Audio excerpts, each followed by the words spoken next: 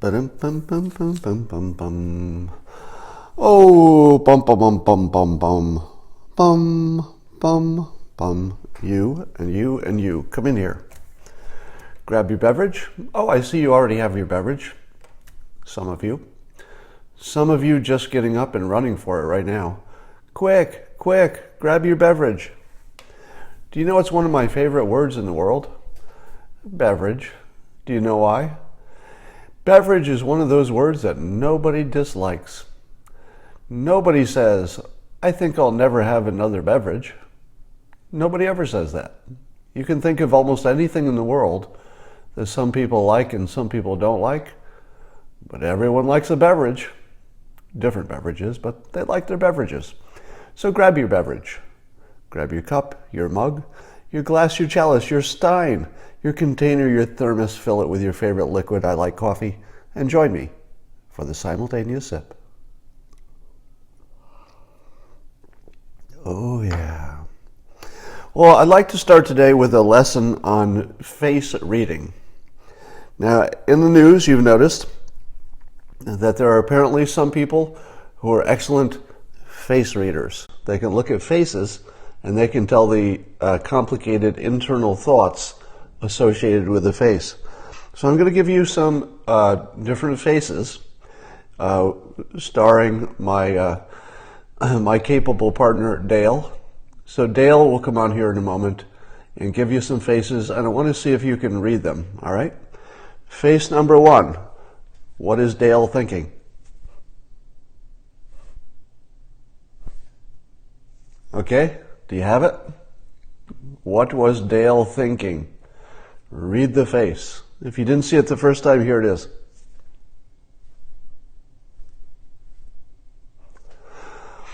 All right, the answer is Donald Trump is terrible.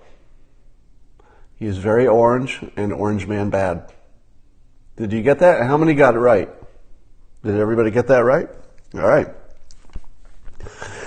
So let us go back a few years and think about a prediction that I made a few years ago when Donald Trump came on the scene, and I was just starting to write about this topic. I predicted loudly and multiple times and in public that Trump would change more than politics. I said that he would change how we understood reality. Sounded weird when I first said it, didn't it? Everybody who heard me say that or read it probably said to themselves, yeah. Donald Trump is going to change reality, Scott? No, I don't think so. I think he might run for president, and obviously he's not going to win. But I'll tell you one thing he's not going to do. He's not going to change how we see reality. That's not going to happen. And here we are. How much has your understanding of reality changed in 3 years? Here's some things that I think are at least partly my influence. Have you seen how many people are talking seriously now about the two movies on one screen phenomenon? Now, they use different analogies and different words, but did you really ever see that? Maybe you've ever seen it, but did you notice people talking about that commonly prior to Trump? You did not. You did not. It is now commonplace to look at Yanni and Laurel, or to look at this situation with the Covington kids, or to look at Mueller and Russia, and I could probably come up with 10 more examples, but it is now common for people to understand they can look at exactly the same stuff and have a different opinion. It is now common for people to use the phrases confirmation bias and cognitive dissonance. Now, of course, those phrases were always around, and you always heard them once in a while, but it's now the routine way that people explain their reality. That's all new. How many times are you seeing people say that the facts just don't matter? How many people have now realized that AOC, as you call her, and RPOS, as I call her, is another one of these? How many people have now realized, oh crap, she's just female Trump, and she's a Democrat. She's using the same technique. How many of you now can see clearly that Kamala Harris has been chosen by whoever is doing the choosing, the few billionaires who do this sort of thing, and that the media entities are lining up behind her, and that the public will imagine they chose her for their candidate, but that nothing like that is happening? That in fact our opinions are being assigned to us, in this case us as the Democrats, and you can see it now, right? In a way that you could never really see it before. Because before you always had another reason. Oh, Hillary's good at fundraising. Hillary put in the time. You know, there was always a reason why you thought the candidate was the candidate. But this one's really clear, isn't it? This time you can see CNN and the New York Times, etc. I tweeted a few things from Michael Treacy showing this effect. But you can see it really clearly now, can't you? And you couldn't see that a few years ago. So your ability to understand your reality is now far different than it was 3 years ago. This is one of the biggest shifts in human consciousness of all time. The fact that facts don't matter because we see them differently. Your fact and my fact just don't line up. And the fact that reality is as subjective as it is, and the fact that this entire thing we call the Republic is absolutely artificial. That the real decisions are made somewhere, and they're assigned to the people, and then the people imagine they made those decisions. That is, unfortunately, the universe you live in. Let's talk about some more fun things. How many of you are now seeing references to mind reading? The effect where you think you can see somebody's face, just as I was talking about, and then you can imagine what they're thinking. How many times have you seen that? Something that I think I introduced you to, most of you, and now you can see it everywhere, can't you? Try turning on any news story or any news channel, whether it's Fox or CNN or MSNBC, and watch how many times people will imagine they could read somebody else's inner thoughts. Once you notice it, you realize that that's a big driver of why we're living in different movies. It's the illusion that we can understand what people are thinking by looking at their actions. We can't. Now, some of you may have noticed that CNN, I don't know what she would be called, CNN analyst maybe? Kirsten Powers got into it with me on Twitter because I made the statement that there was confirmation involved in people's initial reaction to the Covington boys, and especially the one with the smirk on his face. And Kirsten Powers came in and said, how do I know that she or people who have the same opinion are the ones with the confirmation bias? How do I know that I'm not the one with the confirmation bias? Fair question. Fair question. And I would like to answer that for you. So let's say that you and someone else have completely different worldviews. And you're trying to figure out, wait, why am I looking at this and I'm seeing one movie, you're seeing another movie, yet we're standing seemingly in the same reality? Which of our movies is the right one? Which is the wrong one? And how do you decide? I'll give you a couple of ways. Now, the first rule is that you can't know for sure. All right? So rule number one, you can't know for sure. So I could be the one experiencing confirmation bias in this example. But I'll give you a couple of clues for figuring out which one is likely to be the one who's closer to reality. Number one, on this exact situation, the Covington boys situation, I have experienced both movies. So I've lived in the world where I looked at him and said, it's obvious. It's obvious what that smirk means. It's obvious they're surrounding this poor Native American guy. It's obvious that they have bad intentions. It's obvious. I've lived in that world for about a day. And then when I saw the larger context, I moved instantly from that world to a whole different reality in which none of what I first saw is either true or at least is not confirmed by anything that we saw. So if you've lived in both realities, you probably have a little bit of an advantage seeing past your confirmation bias. Because real confirmation bias, the kind that you're locked into, you just can't get out of. But you saw me effortlessly, literally effortlessly switch realities right in front of you. Now, you saw a number of other people do it too, because people were issuing their apologies, etc.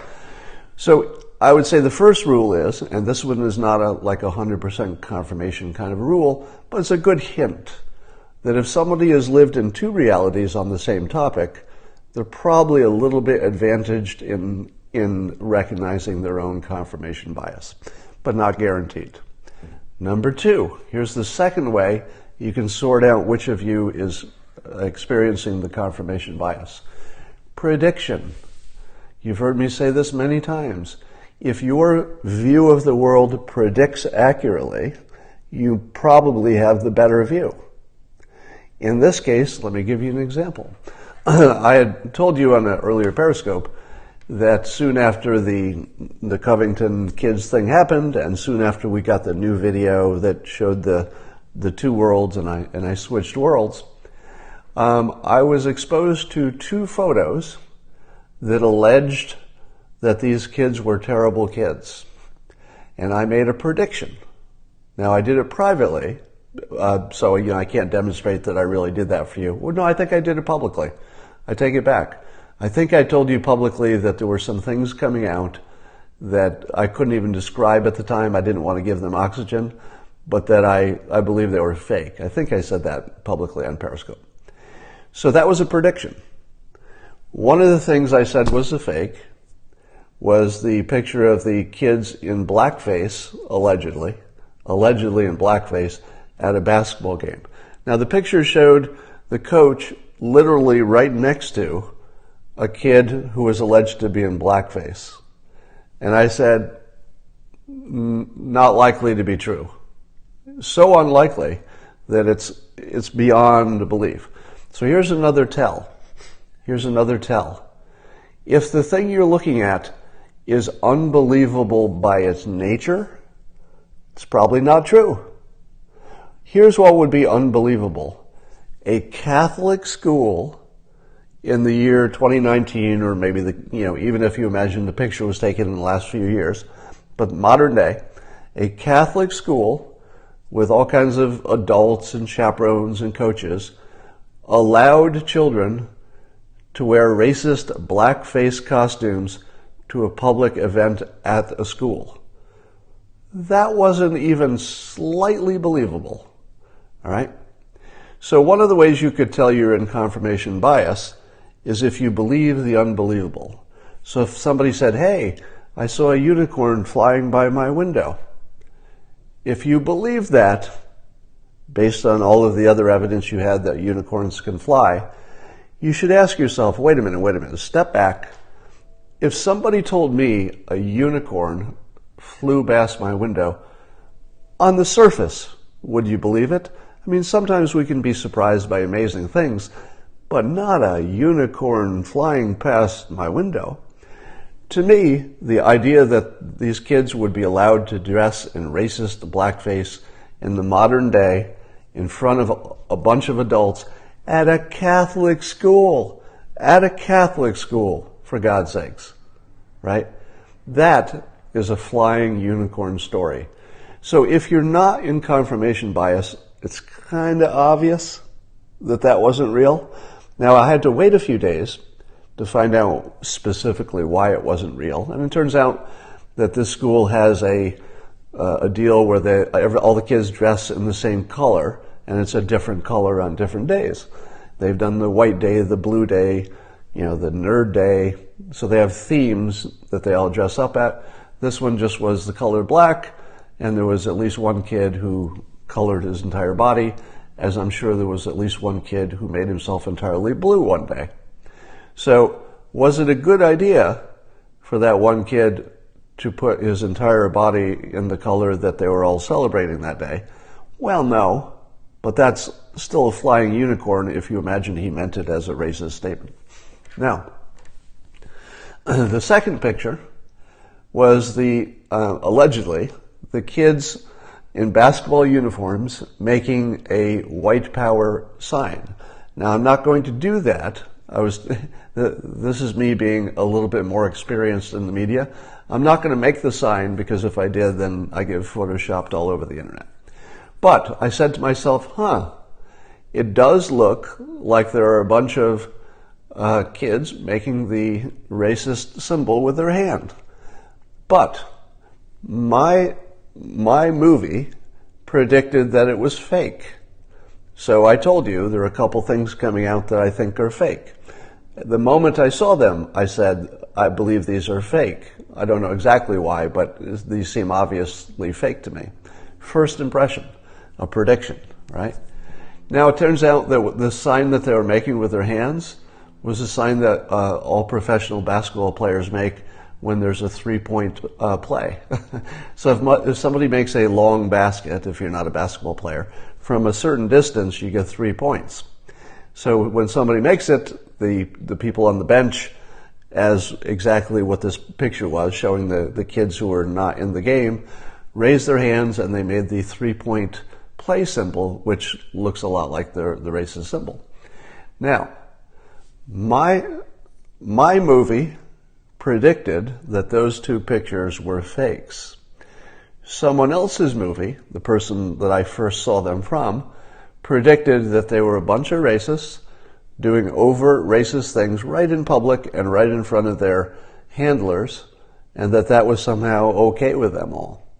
And from that point of view, her prediction was that both of these pictures were also true, and that we had discovered this pocket of overt racist behavior in a Catholic school.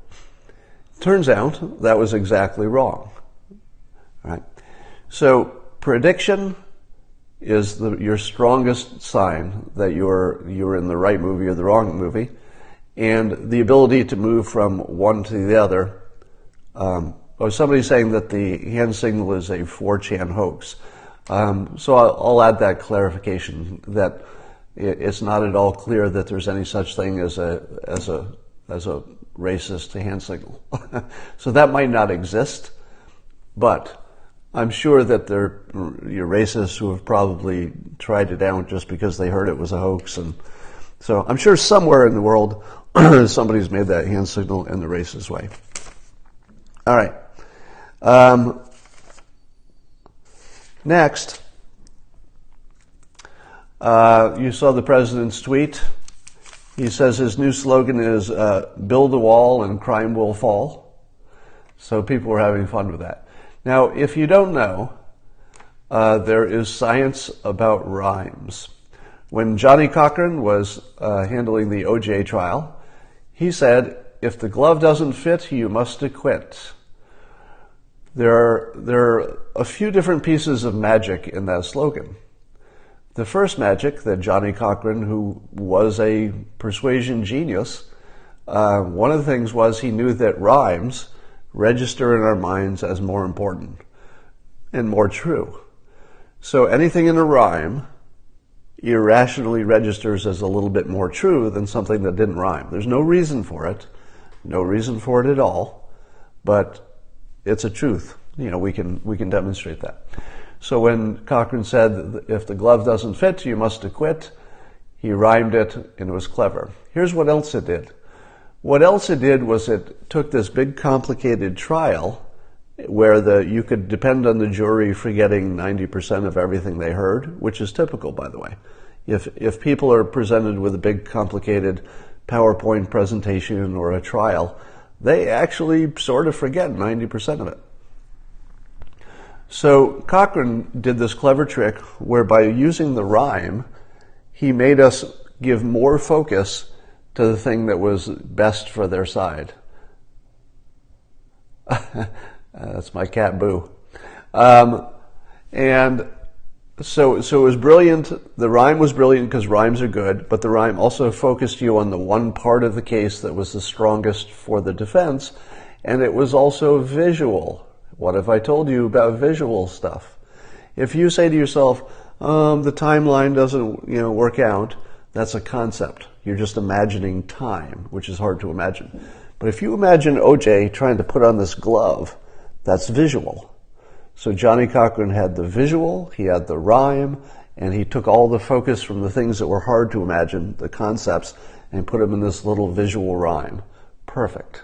Perfect persuasion. It was so strong, it probably got a murderer off. I mean, that's how strong the persuasion was. President Trump has borrowed from a well-known persuasion technique to put it in the form of a rhyme. It will make you focus on the crime. And even if you say to yourself, there isn't that much crime, or even if you say to yourself, they're not bringing more crime as a ratio, and even if you write about all that stuff, it will still make you focus on it. And what you focus on is what your brain will irrationally imagine is more important and more true. So the president's build a wall and crime will fall would have been brilliant had he done this earlier on. Arguably, the fact that he's doing it now might work against him because the word wall has become the biggest problem. Now, it could be that he's decided that they're not going to give him anything, so it doesn't matter what he says. I don't think he's thought that. My guess is he's still pushing hard. I can't read his mind. But at this point, I think you'd have to ask yourself, is use of the word wall helping or hurting? I would say it's unambiguously hurting at this point. So he's got this great rhyme, which under normal situation, let's say he'd started saying this 2 years ago, it would have been super. It would have been really solid. But saying it now, when the word wall is the only thing that's keeping us from getting this done, that's it's tough to score this one, because it's got some plus and it's got some minus. Now, in the president's defense, I would say that the public has largely started to think about the wall as being a word that describes a variety of different solutions for a border barrier. But still, using the wall by itself without that larger explanation, yeah. All right, let's go to the whiteboard. I've got a couple of concepts I've talked about before, but I want to give them a little more love. Here's one of the reasons that we cannot agree on anything. It's one of the biggest reasons behind why we're looking at the same information and coming to different worlds. And I'm using this example of a well. I call it the self-research well. And the illusion that this talks about is the illusion that a person can do their own research and get an answer that's closer to the truth. I might be the only person who has ever told you this, and it might be the thing that you disagree with me the hardest. But over time, you're going to see this over and over, and it's going to sink in, and someday in the future, you're going to say to yourself, damn it, that cartoonist guy was right about this. Until you see it, you can't see it. So it's invisible until you see it for the first time, and then you'll see it everywhere. And it goes like this. It doesn't matter what the topic is. If it's complicated and people are disagreeing, it's going to look like what I'm going to describe. Doesn't matter if it's climate science debate. Doesn't matter if it's the Covington kids. Are they good or are they evil? It doesn't matter if it's gun control. It doesn't matter if it's border control. It doesn't matter if it's almost anything. All of the big agreements where we're living in two different worlds follow this pattern. And it goes like this. You start down the well of trying to research it yourself. And let's say the first thing you do is you talk to an expert. And in this context, I'm going to say the expert's on one side of the debate and the skeptic is on the other. Again, it doesn't matter what topic. There's always two sides. Let's call it the expert and the skeptic. The expert will say, this is true. And you say to yourself, wow, that sounds very convincing. By itself, it's pretty convincing. But what do other people say? So you keep researching it and you find a skeptic. And you see that the skeptic's argument is pretty good by itself. But you don't know what the expert's response to the skeptic is. So you keep going. And you find that the expert has a good explanation for what the skeptic said. And then you say, but is that true? And you go back to the skeptic and you say, but what about what the expert said about what the skeptic said about what the expert said? And that sounds pretty good too. And at some point in every situation, you get to a place where one of these two things is true. As you go down the well from expert, skeptic, looking at the point, counterpoint, you will always get to this point in which you reach things you can't understand, let's say science things or, economics, just something you don't understand, or things you can't check and you don't have any way to check. Always. If you're watching the climate debate that I've been hosting on my Twitter feed, you're watching this happen in real time. You're watching the claim, counterclaim, and always, it ends up at the bottom of the well. Sometimes the well is tall, sometimes the well is short, but it has a bottom. And then the bottom is something you can't understand or you can't check. Or both, right? Once you reach this point, somebody says you're projecting. I'll get to you in a moment. The person who says I'm projecting. Your time will come. Hold tight. I'm getting to you. So what do you do if you're a human being with a human mind and you continually encounter this scenario? What you do if you're completely normal is you default to one of these levels that agreed with wherever you were already leaning. So if you were leaning toward the skeptics, at some point you're going to stop researching at one of the skeptic levels. If you believe the expert in the beginning, before you even went into the well, you're very likely to end up wherever the last argument was that the expert made a good point. So your illusion is that there's something called doing your own research, and that if you do that, you will go down the well until you have found something like the truth. That's not a thing. The next thing you need to understand about reality is that reality hides from us all things that are beyond our level to understand. Things we can't understand, let's say it's too scientific, it's not a field we work in, or things that we just will never have a way to check. And this is what keeps us from ever knowing the reality of anything, because we have this illusion that we can do this thing called doing our own research. It's just not a thing. It's something we imagine is a thing. Now, almost all of you should be disagreeing with me at this point. All right? I would expect that nearly all of you are thinking, yeah, that certainly applies to other people. Almost all of you are thinking, that's not true. I can tell the truth when I see it. So if I see an argument that's solid, I can identify that. That's what most of you are thinking, right? Watch for this. Watch how often you go down the well and you can see that the last person you talk to is very convincing until there's something you just can't check or can't understand. That was called pacing and leading, not mind reading. Once you learn the difference between those two things, you will come out ahead. All right. Now, I'm going to change to a slightly different topic. How would you determine the truth or the non-truth of the question, do 97% of scientists agree that climate science is a big problem, CO2 is driving it all, or driving most of it, and that we're all in big trouble?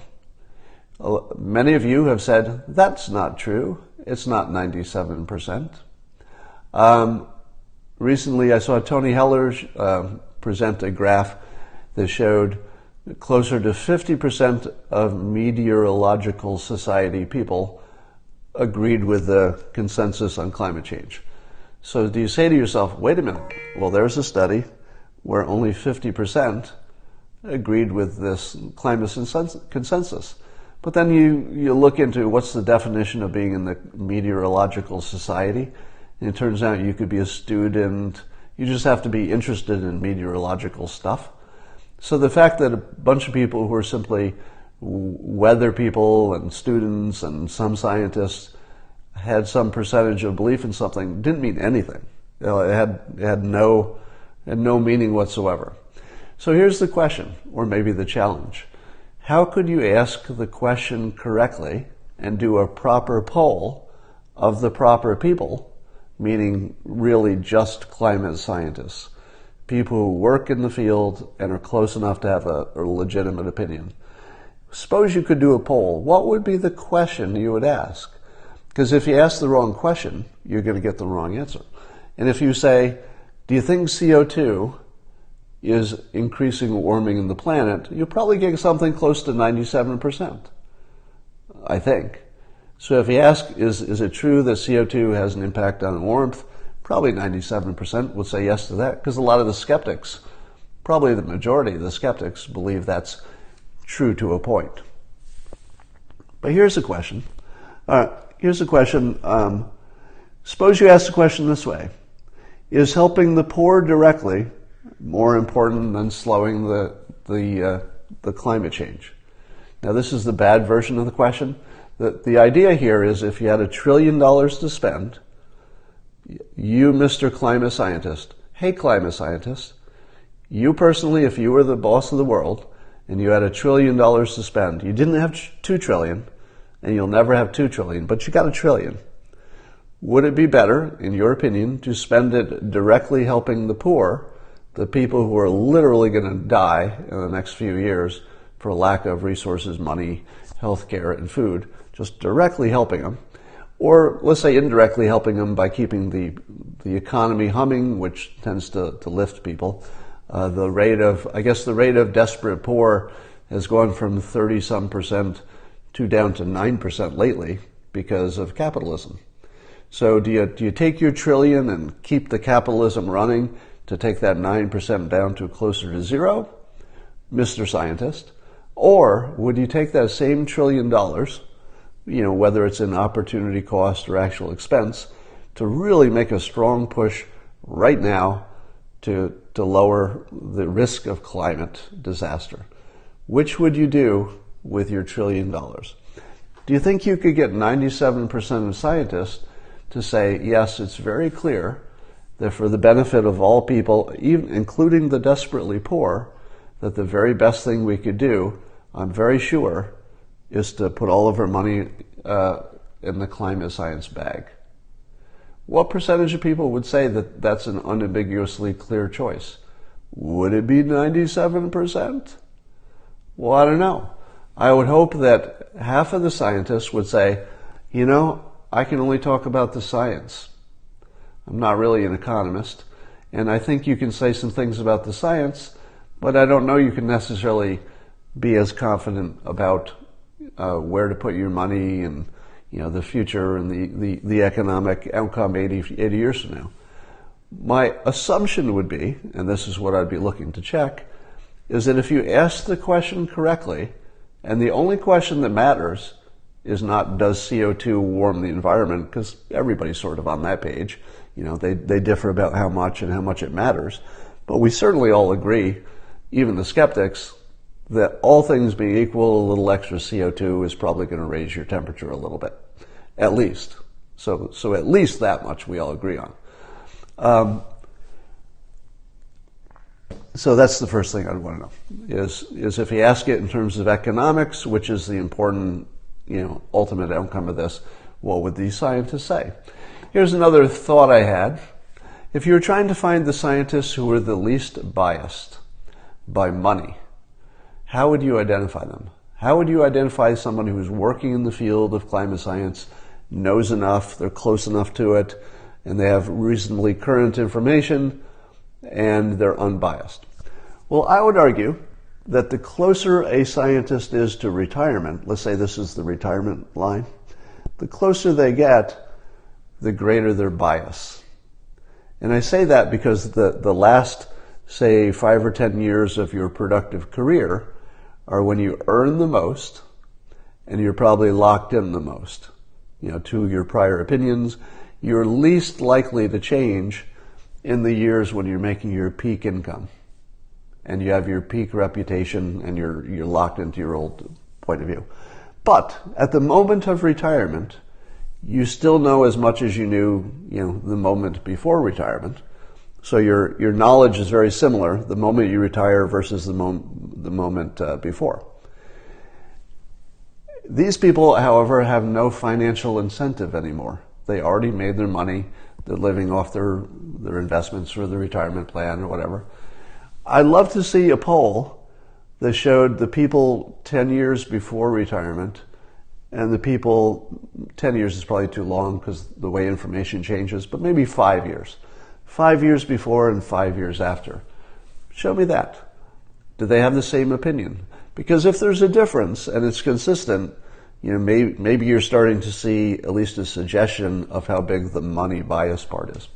So I would be interested in that. By itself, it would not conclude anything, but I think it would be. Somebody says people don't change. Well, here's the thing. I've noticed, and maybe you've noticed, that if you look at the skeptics, climate skeptics, you would notice that there seem to be a lot of retired climate skeptics. And I wonder if that's a coincidence. Is it because they're older people and they're not as tapped in anymore? Could it be that they're just older and that explains why they don't agree with the people who are working in the field currently? Maybe. Could be part of the question. But it starts to look like a coincidence to me that people who are retired and no longer have any monetary incentive are slightly more likely, anecdotally, just anecdotally, so that's why you'd want to test it. But my impression is that retired scientists are more likely to be skeptics. I'd like to measure that.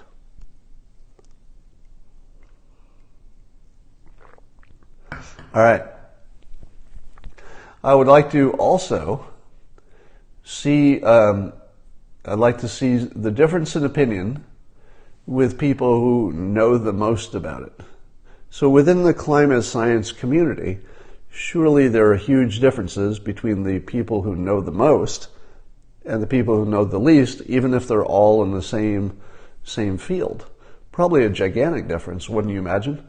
The person who's been in the field for a few years and maybe worked on one little corner of the field versus someone who has a sweeping, broad experience and is the smartest person in the field.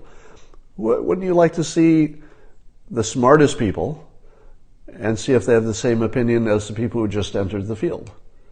That would tell you something, right? I mean, at least it would be a hint of where to look next for getting to the truth. All right. How do we deal with the well? So the way to deal with it is to understand its nature. If you understand its nature and then you start to notice it in other realms, then you can more easily police your own confirmation bias. If you know that you're going down the well and you start noticing that, wait a minute, the last person I talked to is always convincing and they're on different sides. So really, it's really just about the last person you talk to. That's all that's happening here. And I seem to always agree with what I started with. Surprisingly, before I went down the well, I was biased in one direction. Surprise, surprise. After all this research in my head, I came to the same opinion I wanted to come to. All right. If that's happening to you, you're probably in confirmation bias. Scott, do you have biological children? Not that I know of. That's the answer. older people have more skill in being diplomatic. Well, I don't know that that's been proven. But let me summarize a few things here. So we're seeing people realizing that they don't have the power of reading minds. This Covington kids thing has really brought that to the fore. So we realize we can't read minds, and we all think we can. That is an enormous tear in the fabric of reality, the reality you used to think you lived in, where people could look at faces and know what they were thinking, or they could look at somebody's action and knowing what they were thinking. It's now beginning to feel absurd. It's beginning to feel absurd when you see somebody pretend they can read a stranger's mind. It didn't used to look like that. Even 1 year ago, you would not have thought it absurd to see a pundit on TV saying, well, the president is thinking this or that, or his secret thoughts are this or that. Right now, it's starting to look absurd because you can understand the world a little bit better. Secondly, you also understand that when somebody is seeing a completely different world than you are, looking at the same facts, but seeing a completely different movie, you no longer think necessarily that they're stupid. Most of you probably still do. I would say still the dominant thought is that if somebody is seeing something you're not seeing, they must be stupid, or evil, or they're pretending, or it's just political. But now you're seeing more and more people say, wait a minute, they might actually believe what they're seeing, and they don't have low IQs.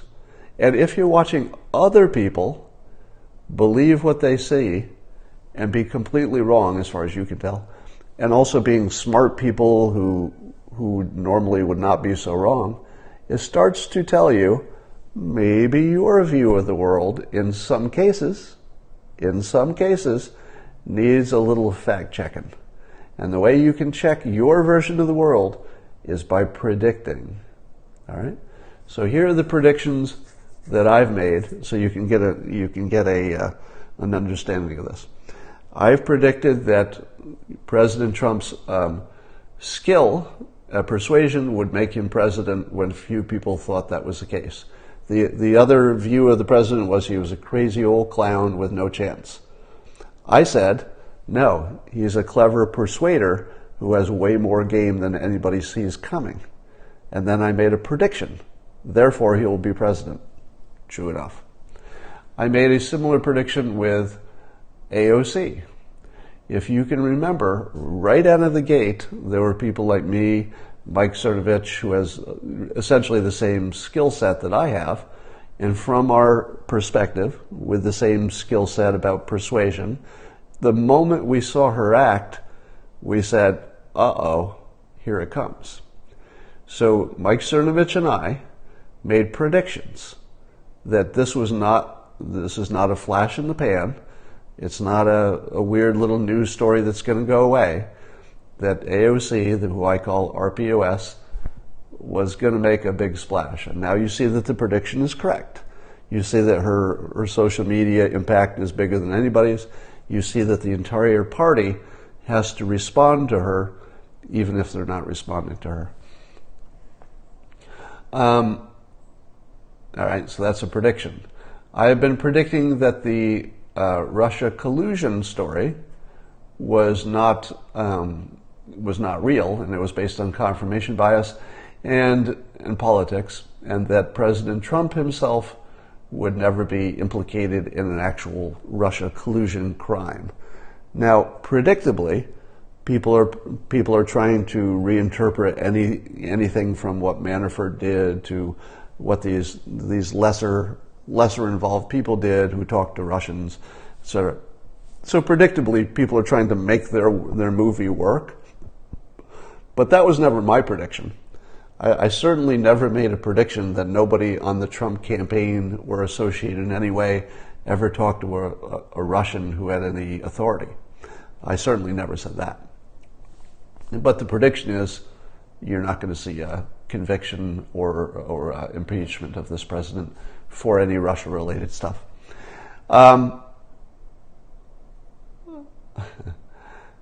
All right. Thoughts on the Mexico would pay for it argument.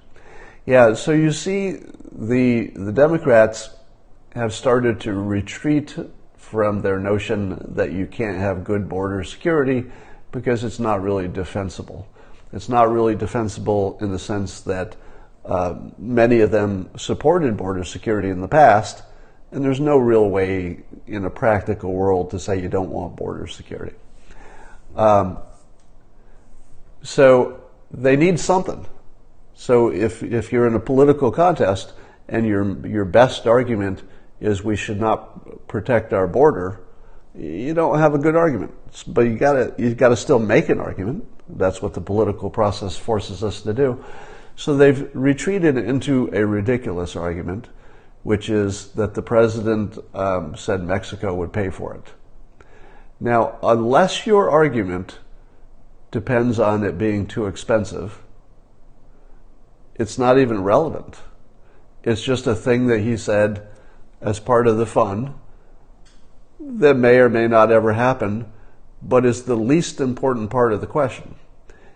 If the president were asking for, $1 trillion or something, it probably would make a big difference if we were paying for it or someone else is paying for it.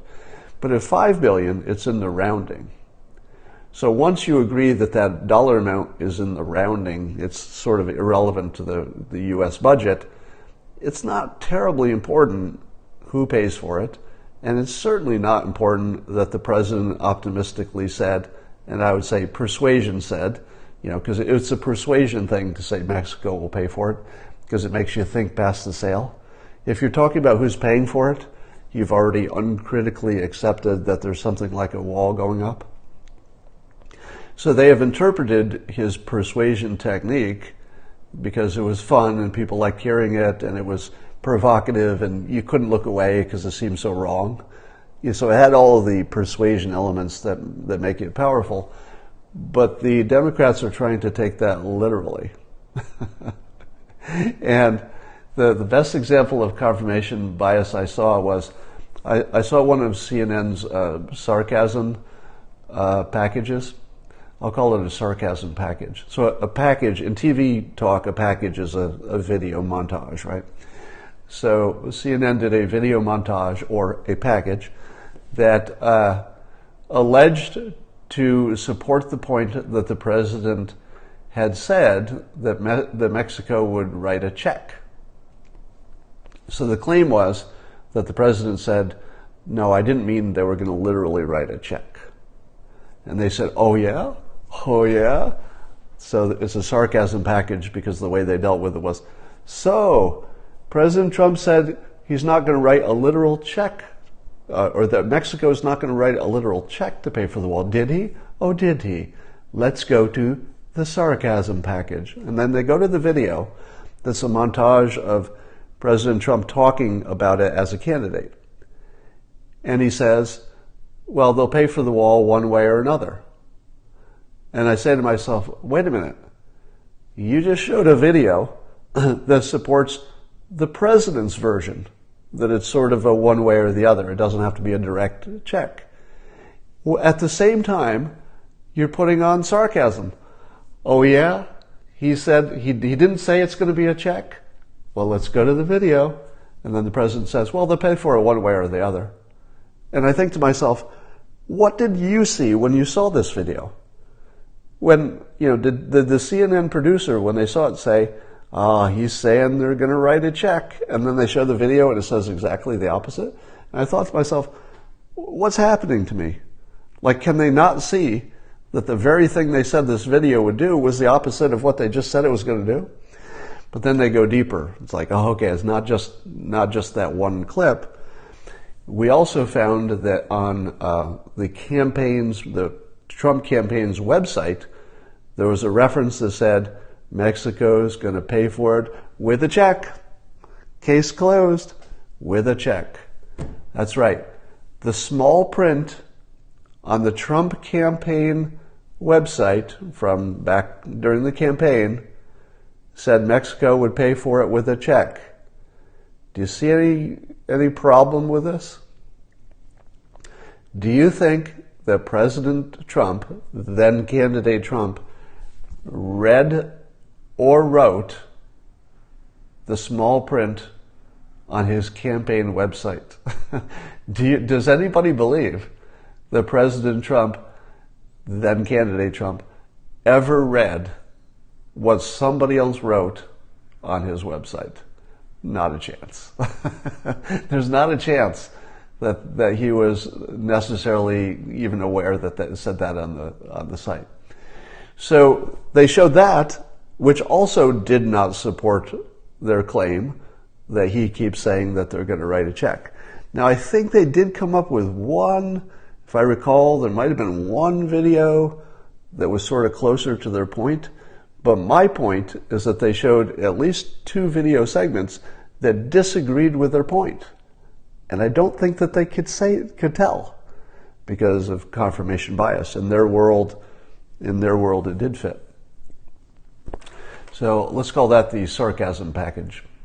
All right, I tweeted around just before I got on here a photo of let's see, let me just call it up here. Alison Camerado from CNN, and I want to show you the expression she was making because it was great. So she had on some Democrat racist. I forget his name. Doesn't matter. Where are you? Hey, how come I can't find my own tweets? That's weird. My own tweet is missing. There it is. So the headline is, I don't know if you can tell that, says Democratic representative stands by remarks calling Trump a, quote, grand wizard, but says president isn't a racist. So this representative, it doesn't even matter his name. He's just a racist. I'm not even going to say his name. So this racist refers to the president as the Grand Wizard, the head of the Ku Klux Klan as being President Trump. Now, here's the thing. If President Trump were not white, would you call him? Would you refer to him by the KKK? No, you wouldn't. So any reference to the KKK, which is a white organization, when applied to a white person in a insulting fashion, it's nothing but racist. The comment itself is racist because you simply wouldn't call a black person the head of the KKK. You wouldn't call anybody else the head of the KKK.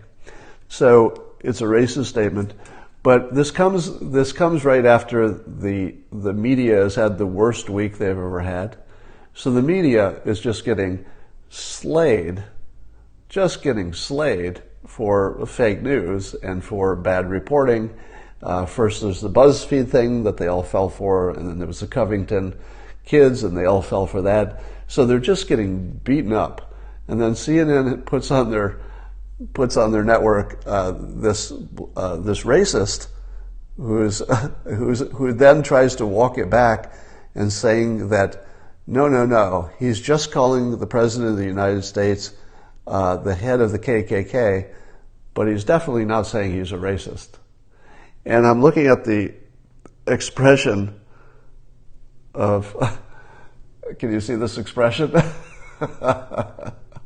That's her looking at his answers, because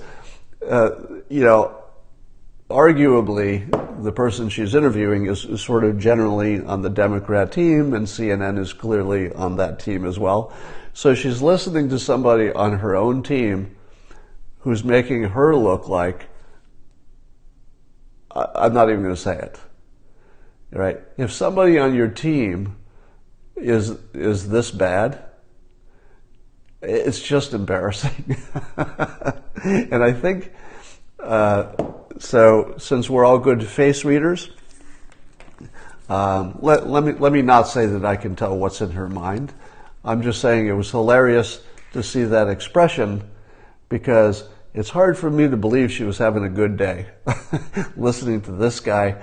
So basically, their integrity and their reputation as news providers is just totally, in the toilet, and this guy comes on making it worse. And I'm thinking, if I were in that situation, here's the face I'd be making. Why are you making me look so bad? Why are you making the news look so stupid? Why are you making Democrats look like idiots? Why can't you say something smart so I can act like I agree with it? All right. But again, we can't tell what's in her mind. I just was amused by her face, given that the context of the day is that we can tell people's thoughts by their faces.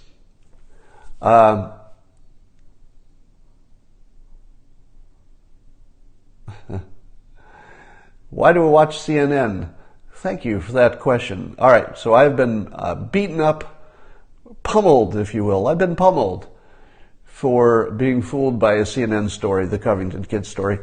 And people say, Scott, how could you be so dumb as to believe CNN? And let me give you the full explanation. Number one, if you're saying you won't watch CNN or MSNBC or the other side of the media, if you say that that's smart, you got a lot of explaining to do. If you're not watching how the other side is framing things, which is different from believing them, but if you're not continually monitoring how the other side is framing events so that you can compare it to how your preferred media is framing events, you don't know what's going on. So if anybody who said to me, why are you watching CNN? You're not really part of the productive conversation. All right? You have failed in the most basic element of understanding the world, and you should not, in my opinion, nobody should listen to your opinion. So if you said to me, why are you watching CNN? No one should ever listen to your opinion again on anything. You've shown a level of understanding of the world so primitive that no one should ever pay attention to you again. That's different from saying CNN has all the correct stories. If you're not watching all sides to see how they're framing things, you don't know what's going on, and you're not even going to ever get close. You have decided to be a puppet of one side of the media, and if you've decided to be a puppet, don't lecture me on how to think. All right? It is a conscious decision to cut yourself off from half of the framing of the world as opposed to half of the truth. So that's number one. It is a total thinking mistake to not look at the other side. Number two, people said, why did you believe something that was on CNN? Here again, let me remind you that the vast majority of what CNN reports as news is true. I know you hate to hear that. The vast amount of what CNN reports is true. It's the way they interpret it, the way the pundits interpret it, the emphasis they put on things, and every now and then a story from an anonymous source or something that's not true. But if there's an earthquake and CNN says, hey, there was an earthquake, is it likely to be true? Yes. If there's any kind of natural disaster and they report on it, is it likely that that natural disaster actually happened? Yes. Was there an event? Was there something that happened in a certain time? Did they report it? Yes. So the vast majority of what CNN reports, just like the vast majority of all the other networks, Fox, MSNBC, the vast majority of the facts are true. So if you ask me, why do you believe something on CNN? Well, how about because most of it is true, just like the other network. Now, am I aware that a solid, 5% of it could turn out to be wrong? Yes, I am. And the way that I distinguish, what that 5% is likely to be, is if it's an opinion, I discount it. If it's a partisan opinion, I discount it twice. If it's a secret source, I don't count it at all. If it's mind reading, I don't count it at all. If somebody is speculating, well, if this is true, I don't count it at all. So there are a whole vast category of things which, whether it's CNN reporting them or any other network, by their nature, I would say, okay, I'm not going to buy that. When I saw the photographs of the Covington kids, one that purported them to be in blackface but wasn't, and one that purported they were showing some kind of racist hand signal, but they weren't, photographs taken out of context, I know to not trust. So when I looked at the photographs, I was like, no. First reaction, no. I don't care if these were on CNN, I don't care where they are. I'm not going to buy these photographs. And sure enough, they were not true. But a video where I watch an event with my own eyes can be a lie. This one was, right? This is the perfect example of something where a video, you think you're watching it with your own eyes, but it turned out to be not true. I would say most of the time the video is going to be the truest expression of reality, and still it could be wrong a lot. Now, was it my mistake that I found credibility in what I saw with my own eyes on the video? In retrospect, total mistake, because I did, in fact, objectively speaking, got it completely wrong. So my eyes fooled me, but they're still just about the best we have. So here's my bottom line to this. If you get fooled by something that is a good trick, you do what you can do when you find out. If it was a good hoax and you got fooled, well, you got fooled. Do what you can, make your apologies, make your corrections, make it right if you can. But there is no shame in being fooled by a good hoax. Now, a bad hoax would be the photographs I mentioned. Those were bad hoaxes. If you got fooled by them, you have some explaining to do. But if you saw the video and a context and you were fooled by that, that was a really good hoax, right? That was really well made. That's exactly the sort of thing that nobody is smart enough to always get that one right, all right? So you got to make a distinction. That was one that was unlikely to be wrong, but it was. It turned out it was completely wrong. You got to play the odds. All right. Now, to all the people who say you were not fooled by it, you cannot tell the difference between always taking your side's side and getting this one right.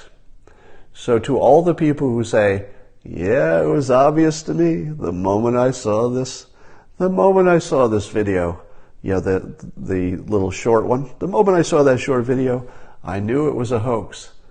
Really? Really? Now, I do believe you were confident it was a hoax. But do you also agree with your own side every time, no matter what the information or evidence is? Because I think many of you do. If you're like everybody else in the world, right? If you're normal, you agree with your team pretty much all the time. So if your team had a point of view and you agreed with it and it turned out to be right this time, you don't have anything to celebrate about. You have nothing to hold over me.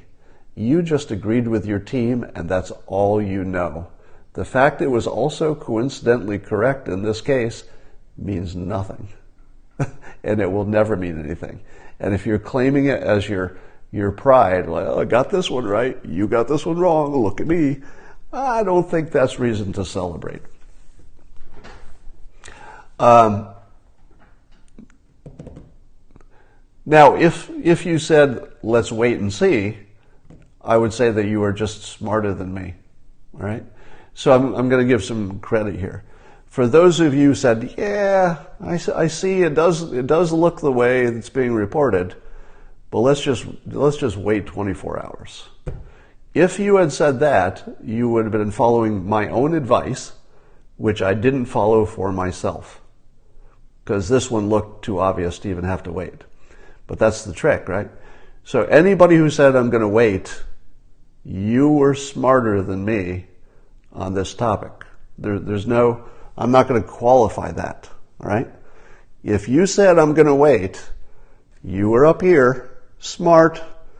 I was down here, not as smart. So there's no reservation in which I would say that you weren't smarter than me on this point. Now, one of the questions that people ask is, was I embarrassed by this incident?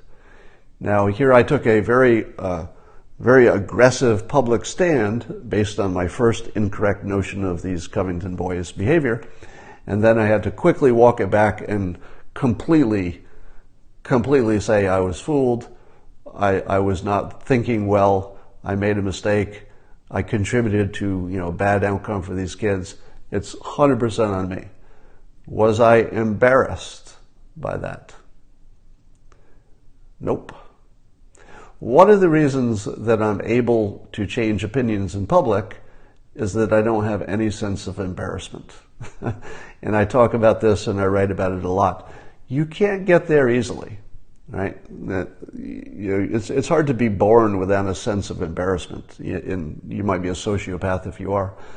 But you definitely can practice, and you definitely can learn how to frame your impressions until embarrassment is just not a factor. So some people said to me, oh, you did it because you want to make the left love you, and that will never work. And I thought to myself, me? Have you been watching me? For the last 2 years, I've been doing nothing but making the left hate me. If I'm the guy who's acting because I want the left to love me, I'm doing a terrible job of it. I've done 3 years of completely doing the wrong thing because the left hates me more than anything. It costs me probably 30 to 40% of my income because I so don't care that the left hates me.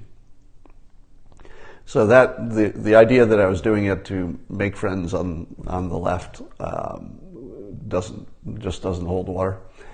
And the notion that I did it to avoid lawsuits. So that was the other thing people said. People said, you don't really mean this apology or this correction. You're just trying to do it to avoid lawsuits. To which I say, no, I deal with this world for my work. Like the whole world of what is parody, what is defamation. This is my job, right? For 30 years, I have operated in a world in which there are such things as defamation and libel and those things. I'm pretty good at identifying when there's a problem, and this wasn't one of them. If I watch the news and it's fake news and I am fooled by it and I comment on it, my liability is nothing. I have no liability if I comment on something that I believed in the news. There's no liability there because there's no intention, and especially if I corrected it, there's no intention. So I can tell you honestly that when I issued my correction/apology, I never even thought about a legal element of it. That was never even a variable in my mind. It was literally irrelevant then, and I contend that you would never find a lawyer who would find a problem with the way I handled it. All right, the way I handled it would never be any legal problem whatsoever. All right, I will talk to you all later.